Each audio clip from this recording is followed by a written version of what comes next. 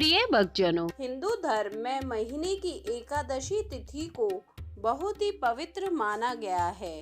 अश्विन माह में नवरात्र और दशहरा पर्व के बाद एकादशी तिथि पड़ती है।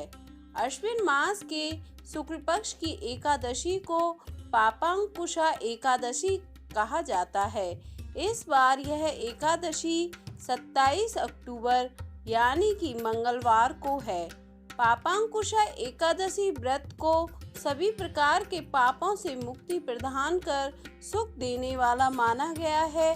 विजयदशमी के बाद राम और भरत का मिलन भी इसी एकादशी को हुआ था। पाप रूपी हाथी को व्रत के पुण्य रूपी अंकुश से भेदने के कारण ही इसका नाम पापांकुशा एकादशी हुआ।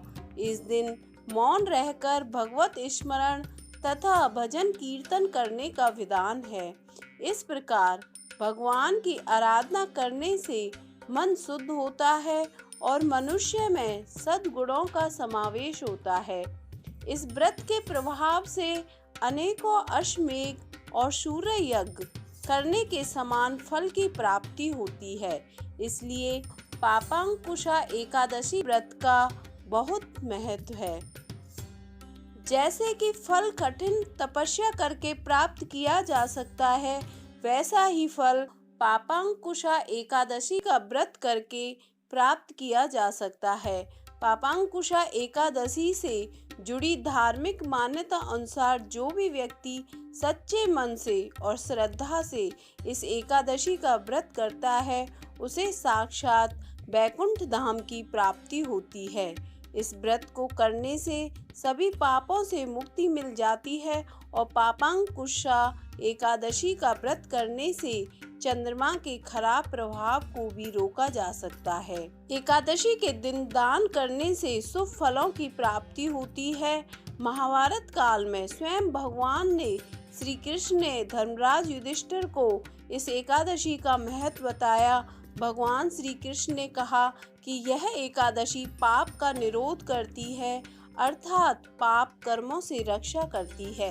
इस एकादशी के व्रत से मनुष्य को अर्थ और मोक्ष की प्राप्ति होती है।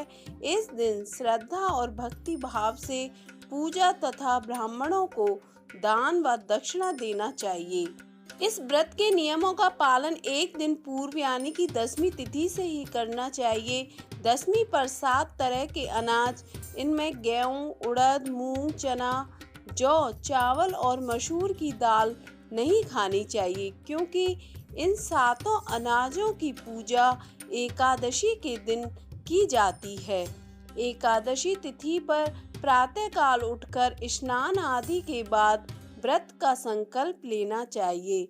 संकल्प लेने के बाद कलश स्थापना करना चाहिए और कलश पर भगवान विष्णु की मूर्ति रखकर पूजा करनी चाहिए। इसके बाद विष्णु सहस्त्र नाम का पाठ करना चाहिए। भगवान विष्णु की मूर्ति पर गंगा जल छिड़कते हुए भगवान की तस्वीर या मूर्ति पर रोली और अक्षत से तिलक करें और सफेद फूल चढ़ाएं। इसके बाद घी का दीपक जलाकर आरती उतारें। इसके बाद उनका भोग लगाएं। फिर ब्राह्मण को भोजन कराकर दान व दक्षिणा देते हैं और इस दिन किसी भी एक समय फलाहार किया जाता है।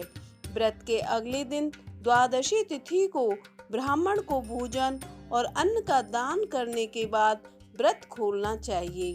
पापांकुशा व्रत की कथा के अनुसार विंध्याचल पर्वत पर एक क्रूर शिकारी रहता था।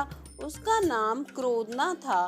पूरे जीवन उसने हमेशा बुरे कर्म किए और अच्छे कर्मों के बारे में उसने कभी भी नहीं सोचा। जब उसका अंत निकट आया तो यमराज ने अपने एक दूत को उसे लेने के लिए भेजा, लेकिन क्रोधना मृत्यु से बहुत डरता था। इस प्रकार मृत्यु से डरकर वह अंगारा नाम के ऋषि के पास गया तथा सहायता हेतु याचना करने लगा।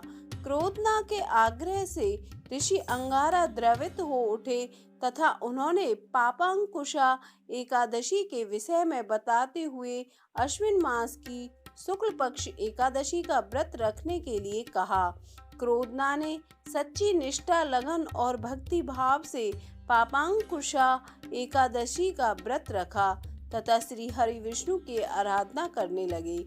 इस व्रत के प्रभाव से उसके सभी संचित पाप नष्ट हो गए तथा उसे मोक्ष की प्राप्ति हुई।